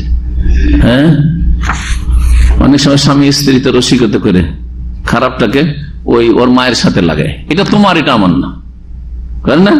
জি হ্যাঁ। তো আনতা রব্বুত তাইয়্যিবিন, আল্লাহ যারা তাইয়্যিব আর খবিস, যারা ভালো মানুষ আর খবিস নোংরা মানুষ, সবার রব আল্লাহ রাব্বুল আলামিন। কিন্তু আল্লাহ তাইয়্যিবিনদেরকে নিজের সাথে সম্পৃক্ত করেছেন। জি, এইভাবে দোয়া করো। জি, আনতা রব্বুত তাইয়্যিবিন আনজিল রাহমাতাম মির রাহমাতিকা, হে আল্লাহ তোমার রহমত থেকে রহমত নাজিল করো, তোমার অনুগ্রহ থেকে অনুগ্রহ করো, ওয়া শিফা মিন শিফাইকা, আর তোমার কাছে যে আরোগ্যের ভান্ডার রয়েছে সেই আরোগ্যের ভান্ডার থেকে আরোগ্য নাজিল করো, আলা হাযাল ওয়াজআ, এই ব্যাধির উপর, মানে এই ব্যাধিকে তুমি ব্যাধি থেকে আরোগ্য দান করো, এবং এই ব্যাধি থেকে মুক্ত হওয়ার জন্য তুমি রহম করো। ফায়াবরাউ, এই দোয়া পাঠ করলে সুস্থ হয়ে যাবে। বারিআ ইয়াবরাউ মানে হচ্ছে রোগের নিরাময় হয়ে যাবে। সুন্দর ভাষা, রোগের কি হয়ে যাবে? নিরাময় হয়ে যাবে। হাদিসুন হাসান, এই হাদিস হচ্ছে হাসান। এই হাদিস থেকে যা জানলাম আগে দেখি, তারপরে আর দুটি হাদিস আছে, ওই দুটি নিয়ে আলোচনা করব। এতে কি পেলাম? আমাদের বিষয়বস্তু কি ছিল? যে আল্লাহ সৃষ্টি জগতের ঊর্ধ্বে রয়েছেন। এখানে দেখেন রব্বুনা আল্লাহ আল্লাযী ফিস সামাই, যিনি কোথায় রয়েছেন? আকাশে রয়েছেন। এই আলাস সামাই, জি এই আলাস সামাই। শেখ সালেহ ফৌজান বলছেন যে এই ফি যে আলার অর্থে কোরআনে কারীম অনেক জায়গায় আছে, তার মধ্যে একটা তো বললাম ফেরাউনের ওই যে শুলে চড়ানো, আর একটা উনি এখানে উল্লেখ সূরা তওবার ২ নম্বর আয়াত। আল্লাহ বলছেন যে ফাসিহু ফিল আরদি আরবাত আশহুর, কাফের মুশরিক যখন মক্কা বিজয় হয়ে গেল, তখন মুশরিকরা তো মক্কায় ঢুকতো, পুতুল প্রতিমা পূজা করতো, আর মক্কায় পূজা হইতো, সবই করতো। এখন আল্লাহর পক্ষ থেকে কি হুকুম হলো যে মক্কাতে আর মুশরিক থাকা চলবে না, আর শিরিক প্রতিমা পুতুল পূজা চলবে না, ঠিক না? এখন ওদের সাথে অনেকের সাথে চুক্তি আছে হয়তো, মুসলিমদের চুক্তি আছে, চুক্তি ভঙ্গ করা যায় নাই। তারপরে হঠাৎ করে রাতারাতি এক্ষুনি 1 মিনিটের মধ্যে, একবারে 1 মিনিটের মধ্যে সম্ভব না সেটা বাস্তবায়ন করা, ঠিক না? কোন আইন কানুন বাস্তবায়নের ক্ষেত্রে দেখেন টাইম দিচ্ছে, কিন্তু আপনাদেরকে আপনাদের অবস্থা ঠিকঠাক করে নেওয়ার জন্য 2 মাস 6 মাস টাইম দেওয়া হলো। দিল কি দিল না? সৌদি সরকার বারবার দিতে আছে, 2 মাস 3 মাস, ঠিক হয়ে যান, আপনি অবৈধ আছেন, বৈধ হয়ে যান, দিচ্ছে না? রাতারাতি সম্ভব না। যারা অবৈধ আছে তাদের পক্ষেও সম্ভব না, যারা তাদেরকে বৈধ করতে চাইছে কর্মকর্তা, তাদের পক্ষেও সম্ভব না। আল্লাহ রাব্বুল আলামিন এখানে বললেন যে ঠিক আছে, মুশরিকরা আর 4 মাস পর্যন্ত খুব ঘুরে নিক, ফাসিহু ফিল আরদে আরবাত আশহুর, এই ভূমিতে, মক্কার ভূমিতে তোমরা 4 মাস ঘোরাফেরা করে না। এখানে ফিল আরদে মানে কি? কি মানে মধ্যে? হ্যাঁ, তো ভূমির মধ্যে ওরা ঘুরবে কি মাটির ভিতরে? না ফাসিহু আলাল আরদে, হ্যাঁ ভূপৃষ্ঠ বোঝানো হয়েছে এখানে। ভূপৃষ্ঠ মানে আলা হবে, তাহলে ফাসিহু আলাল আরদে, কিন্তু আলা শব্দ ব্যবহার হয়নি। তোমরা মক্কার জমিনের ওপর 4 মাস ঘোরাফেরা করে নাও, কিন্তু জমিনের ওপরটাকে কি দিয়ে ব্যক্ত করা হয়েছে? ফি দিয়ে, ফাসিহু ফিল আরদে আরবাত আশহুর। যেমন এখানে ফি আলার অর্থে রয়েছে, ঠিক তেমনি রব্বুনাল্লাযী ফিস সামাই মানে আলাস সামাই। আর দ্বিতীয় আরেকটি ব্যাখ্যা বললাম, সেটা কার মনে আছে? যে ফি কে ফি এর অর্থই ধরবো, তখন সামা মানে কি বলবো? হ্যাঁ, সামা মানে আকাশ বলবো না, সামা মানে মাথার উপরে যা কিছু আছে তাই হচ্ছে সামা। বলছে ইয়াজুজ আন তাকুনা ফি লিজারফিয়াত আলা বাবিহা, এটাও হইতে পারে যে ফিটাকে আমি ফি এর অর্থেই ধরলাম।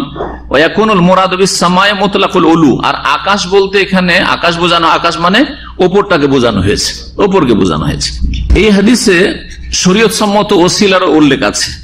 কামা রাহমাতুকা ফিস সামাই ইজার রাহমাতুকা ফিল আরদি, হে আল্লাহ আকাশে যেমন তোমার রহমত বিরাজ করছে, যে রহমত ভোগ করছে ফেরেশতারা বা আকাশবাসী, মুমিনদের রূহগুলি এলিনে, ঠিকই তেমনি আমাদের উপরে তুমি রহম করো। এই যে রাহমাতুকা ফিল জমিনে, এটি হচ্ছে আল্লাহর কাছে ওসিলা নাও কিসার বি রাহমাতিহিল্লাতী শামালাত আহলাস সামাওয়াতি কুল্লিহিম, সেই আল্লাহর রহমতকে আমরা মাধ্যম বানাইলাম যে আল্লাহ তোমার যে রহমত আকাশে রয়েছে, ব্যাপক রহমত, ওই রকমই আমাদের উপর রহম করো। এখানে ওসিলা রয়েছে। আর একটি ওসিলা হচ্ছে আনতা রব্বুত তাইয়্যিবিন, আল্লাহর গুণগান করা হচ্ছে আল্লাহর শরীয়ত সম্মত ওসিলা। আল্লাহর নেকামল গুণগান, আল্লাহ গুণগান করা নেকামল না? ঈমান এবং নেকামলের মধ্যে আল্লাহর গুণগান হামদোসানা করা। হে আল্লাহ তুমি সৎকর্মশীল বা ভালো মানুষদের মালিক। হাযা তাওয়াসসুলুন আখার, এটাও একটা শরীয়ত সম্মত ওসিলা ধারা। তাহলে শরীয়ত সম্মত ওসিলা যে 3 রকম রয়েছে, কি বলতে পারেন 3 রকম? শরীয়তে আপনি 3 রকমের কোন এক রকম বা 3টে ওসিলা দিয়ে আল্লাহর কাছে দোয়া করতে পারেন। কি কি? আপনার ঈমান এবং নেক আমল। আল্লাহ আমি তোমার প্রতি ঈমান নিয়ে এসেছি, হ্যাঁ, হে আল্লাহ আমি এই নেক আমল করলাম, হে আল্লাহ আমি সাদকা করেছি, আমি আজকে রোজাটা রেখেছি, আজকে আমি 2 রাকাত নামাজ পড়ে তোমার কাছে দোয়া করছি। হ্যাঁ জি, এটা হচ্ছে নেক আমলের ওসিলা। আর সৎ জীবিত ব্যক্তির কাছে দোয়া চাওয়া, নেক মানুষ জীবিত বাপ মায়ের কাছে দোয়া চাইছেন, আব্বা আমার জন্য দোয়া করেন, আম্মা আমার জন্য দোয়া করেন, কারণ বাপ মার দোয়া কবুল হয়। অথবা কোন নেক মানুষ পরহেজগার আল্লাহ ওয়ালা মানুষকে বলছেন, জীবিত মানুষকে বলতে হবে, কিন্তু মৃত মানুষকে বলা চলবে না। যে একজন ওলিউল্লাহ ছিলেন, আল্লাহর নেক বান্দা, আর কবর কাছে বলছেন যে হুজুর আপনি আমার জন্য একটু দোয়া করেন, চলবে না? জায়েজ নাই, এগুলো শিরকের চোরা রাস্তা। এখান দিয়ে শিরক শুরু হয়েছে, মাজার পূজা শুরু হয়েছে। ওইভাবে ওনাকে দোয়া করতে বলতে বলতে, আর ওই দোয়া করতে আর কত বলবো, ওনার কাছে চাওয়া শুরু করেছে। হ্যাঁ, ওনার কাছে চাওয়া শুরু করেছে। এভাবে ছোট বেদাতি বড় বেদাতি হয়েছে, ছোট মুশরিক বড় মুশরিক হয়েছে। জি, আর ওসিলা বাকি নেই। আল্লাহর নাম আর গুণাবলীর ওসিলা, আল্লাহর নাম এবং এই যে আল্লাহ তোমার রহমত যে আকাশে রয়েছে, যে আল্লাহর রহমত, আল্লাহর রহমত আল্লাহর গুণ, ওইটা আপনি ওসিলা বানাইলেন। তুমি রব, এটা আল্লাহর নাম। জি হ্যাঁ, আল্লাহর নাম, গুণবাচক নাম। দ্বিতীয় হাদিস দেখি আমরা, নবী করিম সাল্লাল্লাহু আলাইহি ওয়াসাল্লামের বাণী। একজন লোক, সে ছিল নতুন মুসলিম, আর ওর বংশ থেকে এই খারেজি গোমরাহরা পয়দা হয়েছে।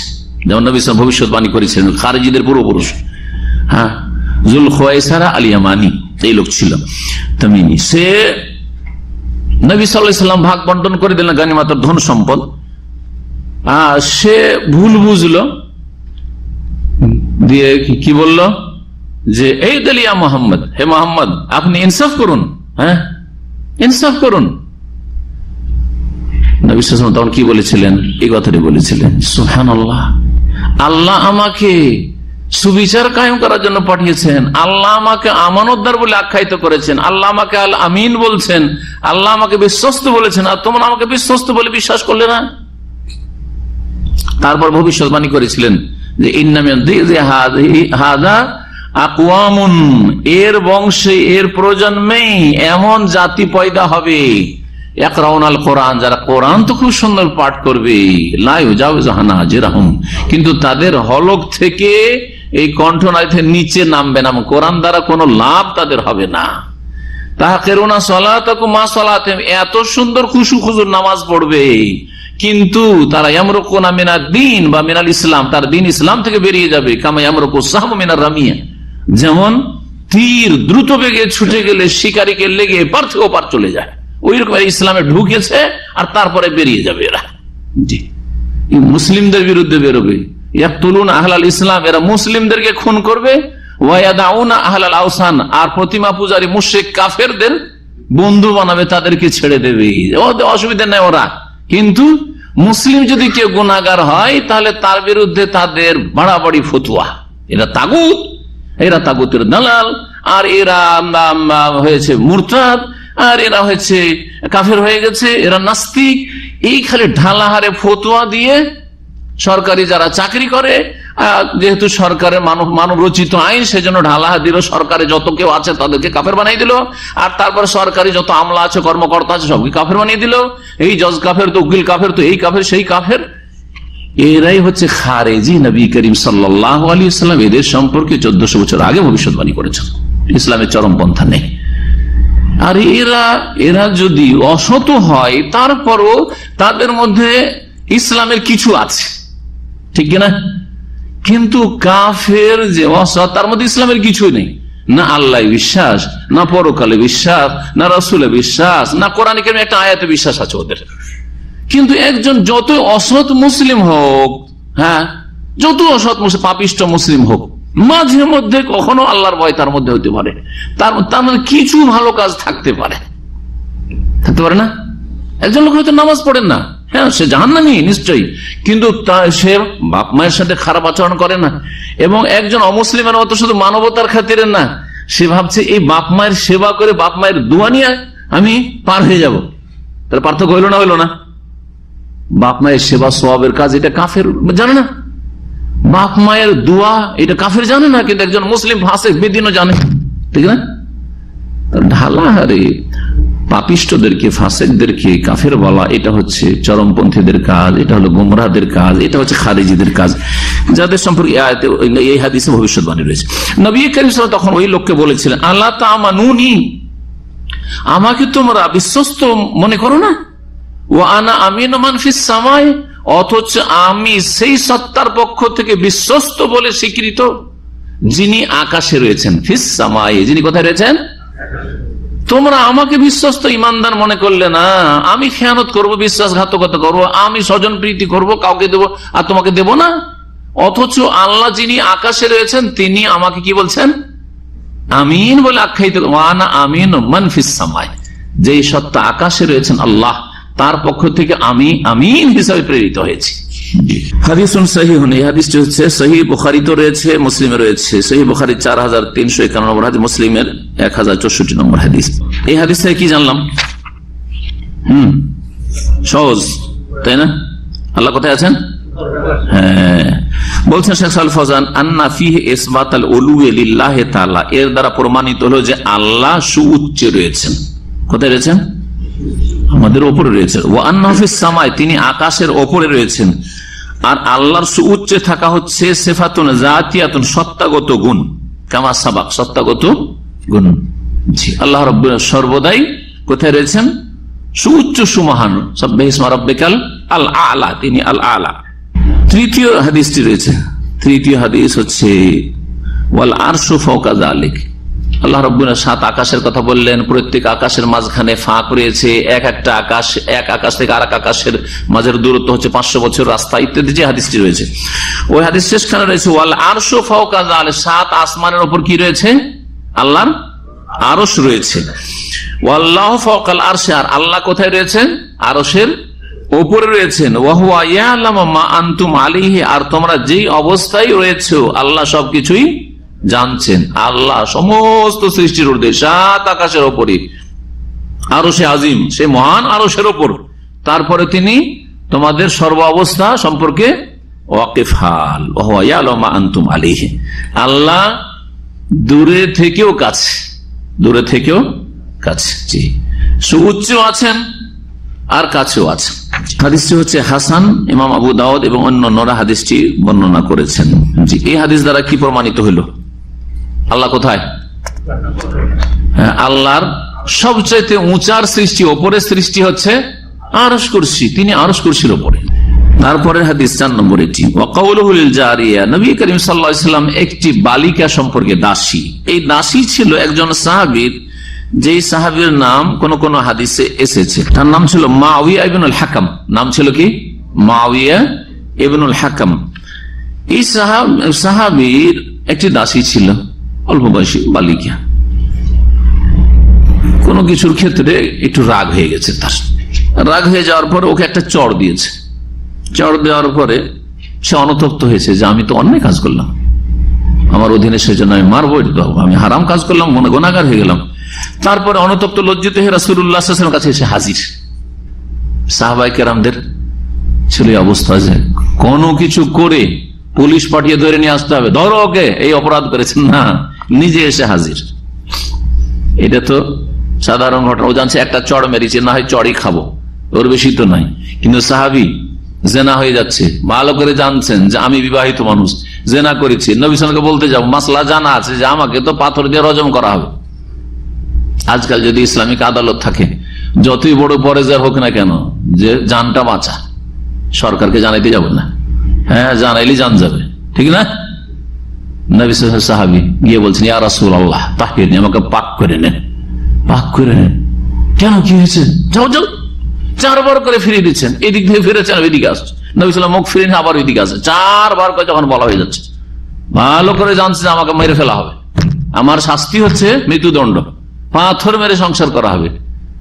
হ্যাঁ, এইরকম ফেরেশতা চরিত্রের মানুষ আল্লাহ পয়দা করেছেন, নবী করিম সাল্লাল্লাহু আলাইহি ওয়াসাল্লাম তাদের প্রশিক্ষণ করেছে, তরবিয়ত করেছেন, যেমন তেমন ব্যাপার।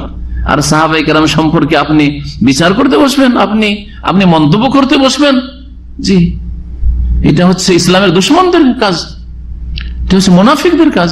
এই সাহাবী নবী সাল্লাল্লাহু আলাইহি ওয়াসাল্লামের কাছে আসলো, আসার পরে বললো যে আমি তো অন্যায় কাজ করে ফেলেছি, তো এর কাফারা হিসাবে আমি এক কাজ করি, একে আমি আজাদ করে দিই, আমার দাসী আর থাকবে না, একে স্বাধীন করে দেবো, ও করে খাবে। আর মনিবের কাজ, দাসীকে কি করতে হয়? দাসীকে মনিবের কাজেই 24 ঘন্টা থাকতে হবে, তার ব্যক্তি মালিকানা বলে কিছু নেই। এই চাকরের মতো নয় যে 8 ঘন্টা 10 ঘন্টা ডিউটি করে বাকি টাইমটা আমার, এরকম নয়, বুঝছেন না? দাসী হচ্ছে অন্যান্য পণ্যের মতো, কেনা বেচার সামগ্রী, কেনা যাবে, বেচা যাবে।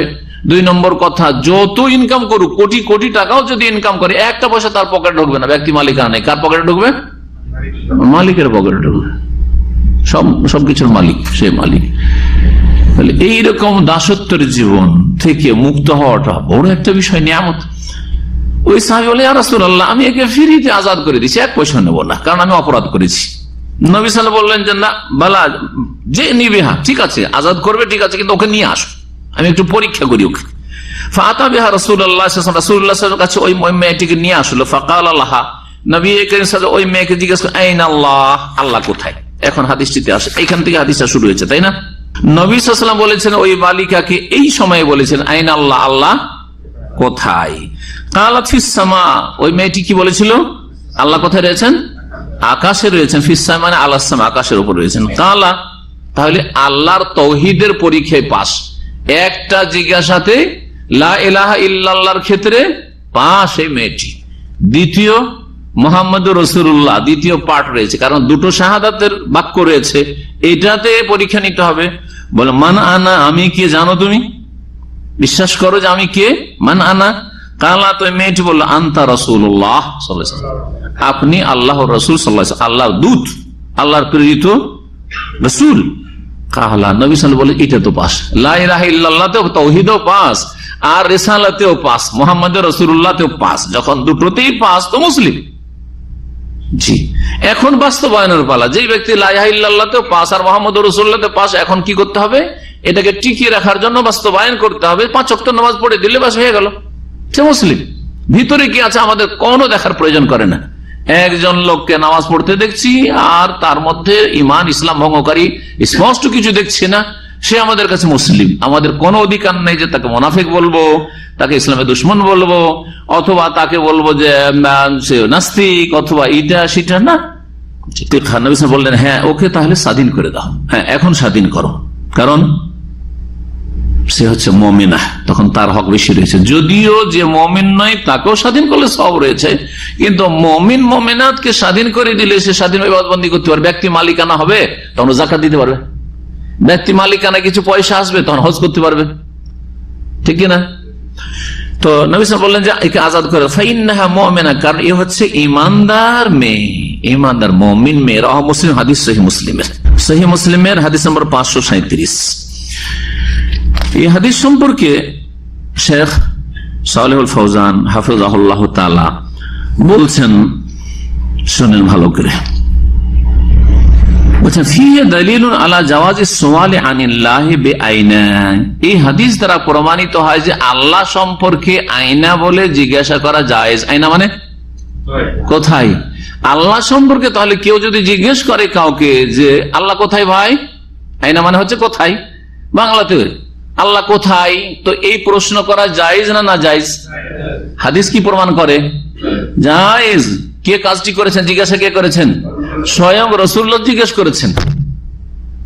আমাদের একদিনে ভাই গেছে দেশ, যাওয়ার পরে মসজিদের হুজুর কে বলেছে, ও ভাবছে যে আমি তো তাওহীদ শিখে এসেছি আর আকীদা আসমা সিফাত শিখে এসেছি, আর আমাদের দেশের হুজুরা তো সর্বত্র বিরাজমান, বলে তো দেখি একটু টেস্ট করে। তখন বলেছে যে হুজুর বলেন তো দেখি আল্লাহ কোথায়? বলছে তোবা করো, তোবা করো, তোমার ইসলাম গেছে, কলমা পড়ো। হ্যাঁ, তোবা করো, কালেমা পড়ো, তোমার ইসলাম শেষ। কারণ তুমি কি জিজ্ঞেস করেছ? আল্লাহ কোথায়? তো নবী সাল্লাল্লাহু আলাইহি ওয়াসাল্লামের ইসলাম শেষ নাকি ওদের কাছে? আউযুবিল্লাহ, কত গোমরাহ চিন্তা করেন। নবী সাল্লাল্লাহু আলাইহি ওয়াসাল্লাম নিয়ে আসা দ্বীন ইসলাম একদিকে, আর এদের ইসলাম আর একদিকে, দুই ইসলামের ধারা দুই দিকে। বলছেন শেখ সালেহ ফৌজান যে এতে প্রমাণ পাওয়া গেল ফিহি দালিলুন আলা জাওয়াজিস সওয়ালে, যে জিজ্ঞেস করা জায়েজ আনিল্লাহ, আল্লাহ সম্পর্কে কি দিয়ে? আইনা বলে, যে কোথায় তিনি, আল্লাহ কোথায়। মেয়েটি কি বলেছিল? ফিস সামায়ে, আল্লাহ সুবহানাহু ওয়া তাআলা ফিস সামায়ে। এর ব্যাখ্যা এর আগে হয়েছে। তারপরে রাসূলুল্লাহ সাল্লাল্লাহু আলাইহি ওয়াসাল্লাম জিজ্ঞেস করলেন নবী সাল্লাল্লাহু আলাইহি ওয়াসাল্লাম, তখন সে বলেছিল আনতা রাসূলুল্লাহ, আপনি হচ্ছেন আল্লাহর রাসূল সাল্লাল্লাহু আলাইহি ওয়াসাল্লাম। ফাআকাররাত লাহু বিরিসালা, কারণ একজন মুসলিম হওয়ার জন্য দুটি বাক্যের সাক্ষী দিতে হবে, আশহাদু আল্লা ইলাহা ইল্লাল্লাহ ওয়া আশহাদু আন্না মুহাম্মাদান রাসূলুল্লাহ, এই সাক্ষী দিতে হবে। এই মেয়েটি মুসলিম হয়েছে কি হয়নি পরীক্ষা করার জন্য কালেমা পড়ানোর দরকার নেই। হ্যাঁ, কারণ হতে পারে সে মুসলিম, কিন্তু ওর একটা পরীক্ষা, দেখি পরীক্ষাতে সে পরীক্ষায় পাস হয় মুসলিম। ফিহি দালিলুন, এর দ্বারা বোঝা গেল আলা আন্না মান শাহিদা হাযিহি শাহাদা, এই সাক্ষ্য কেউ যদি প্রদান করে আন্নাহু মুমিন, তাহলে সে মুমিন। কেউ যদি সাক্ষী দেয় যে আল্লাহ আকাশে রয়েছেন আর মুহাম্মদ সাল্লাল্লাহু আলাইহি ওয়াসাল্লাম আল্লাহর রাসূল, তাহলে সে হচ্ছে মুমিন মুসলিম। জি, এই হাদিস দ্বারা যেটা আমাদের এখানে আল্লাহর গুণাবলীর ক্ষেত্রে জানা গেল সেটা হচ্ছে যে আল্লাহ সৃষ্টির ঊর্ধ্বে রয়েছেন, আকাশের ফাওকা সামাওয়াতিহি, তার আকাশ সময়ের উপরে রয়েছে। ওয়া আন্নাহু ইউশারু ইলাইহি, আর একটা বিষয় জানা, তার দিকে ইঙ্গিত করা যাবে কি যাবে না? আল্লাহ এদিকে আছেন, বলা যাবে না? বলা যাবে না? তাহলে আল্লাহর জন্য দিক বলা যাবে? হ্যাঁ, বলেন আল্লাহ চারিদিকে আছে, এই কথা বলবেন না। আল্লাহ কোথায় রয়েছেন? অপর দিকে আছেন। আর এটি হচ্ছে মানুষের নেচার, এটি হচ্ছে মানুষের প্রকৃতি, এটি হচ্ছে দ্বীনে ফিতরাত। কেমন করে? একটা হিন্দু, হ্যাঁ, যে দ্বীনের কিচ্ছু জানে, ইসলামে কিছুই জানে না, কোনো কিছু জানে না, কিন্তু সেও বলে যে উপরওয়ালা একজন আছে, সর্বত্র ওয়ালা একজন আছে। হ্যাঁ, অথচ ওদের বিকৃত ধর্মেরই একটা পাঠ হচ্ছে আল্লাহ সর্বত্র বিরাজমান। সর্বত্র বিরাজমান কতটি হিন্দু ধর্ম থেকে মুসলিম গুমরাহদের মধ্যে এসছে, কথা বোঝা গেছে? কিন্তু তারপরে ও হিন্দুরও প্রকৃতি বলছে যে আমি যখন আল্লাহ সম্পর্কে বলবো তখন ওপরওয়ালা বলতে হবে, কথা বোঝা গেছে? এটা হচ্ছে তার নেচার। মানুষ প্রকৃতি বিরোধিতা করে পারে না, অটোমেটিকলি বেরিয়ে আসে, সেটা অনিচ্ছাকৃত বেরিয়ে আসে, অনিচ্ছাকৃত বেরিয়ে আসে। আল্লাহ পরকাল কিচ্ছুতে বিশ্বাস যদি না থাকে, হঠাৎ করে যদি তার উপরে এমন মাইর পড়ে, এমন জুলম অত্যাচার হয়, হঠাৎ করে উপর দিকে হাত উঠবে, মানে এক মহাশক্তি রয়েছেন যিনি বিচার করবেন। জি হ্যাঁ, যার ফলে একজন একেবারে গ্রামগঞ্জ পল্লী গ্রামের মহিলা যে কিছুই জানে না, দিন ইসলাম কিচ্ছু জানে না, সেও হাত উঠিয়ে দিব পরে, উপর দিকে হাত উঠাচ্ছে, মানে আল্লাহ উপর দিকে আছেন। জি, এই যে হাত উঠে যাচ্ছে, মনটা উপর দিকে উঠছে, হ্যাঁ, যে আল্লাহ, জি, কোনো কিছু বালা মুসিবতে উপর দিকে নজরটা উঠে। জি, এগুলো সব হচ্ছে যে আমাদের প্রকৃতিতে এই কথা আছে যে আল্লাহ সৃষ্টির ঊর্ধ্বে, আল্লাহ উপরে রয়েছেন, এর বাস্তব প্রমাণ। এখানে আজকের আলোচনা শেষ করছি। আল্লাহ রাব্বুল আলামিন যেন আমাদেরকে সঠিক জ্ঞান অর্জনের তৌফিক দান করেন এবং সহিহ আকীদা গ্রহণের তৌফিক দান করেন। যারা আমরা সহিহ আকীদা পেয়ে গেছি, আল্লাহর বড় নিয়ামতের শুকরিয়া আদায় করা তৌফিক দান করেন এবং সেই আকীদার উপর আমাদেরকে, আমাদের আগামী প্রজন্মকে কিয়ামত পর্যন্ত অটল থাকার ইস্তেকামার তৌফিক দান করেন। এবং আল্লাহ রাব্বুল আলামিন প্রত্যেক গুমরাহি থেকে, ভ্রষ্টতা থেকে আল্লাহ যেন আমাদেরকে বাঁচিয়ে রাখেন। আর আল্লাহ রাব্বুল আলামিন যেন আমাদেরকে শেষ পর্যন্ত ঈমান, ইসলামের উপর, দ্বীন এবং তাকওয়ার উপর কায়েম থাকার তৌফিক দান করেন। সমস্ত রকমের বালা, বিপদ, আপদ থেকে আল্লাহ যেন বাঁচিয়ে রাখেন। আর আল্লাহ আমাদের দুনিয়ার সমস্ত কিছুতে যেন বরকত দান করেন, আর মন্দ কথা কাজ থেকে বেঁচে থাকার তৌফিক দান করেন। ওয়া সাল্লাল্লাহু ওয়া সাল্লামা আলা নবিয়িনা মুহাম্মদ ওয়া আলা আলিহি ওয়া সাহবিহি আজমাইন।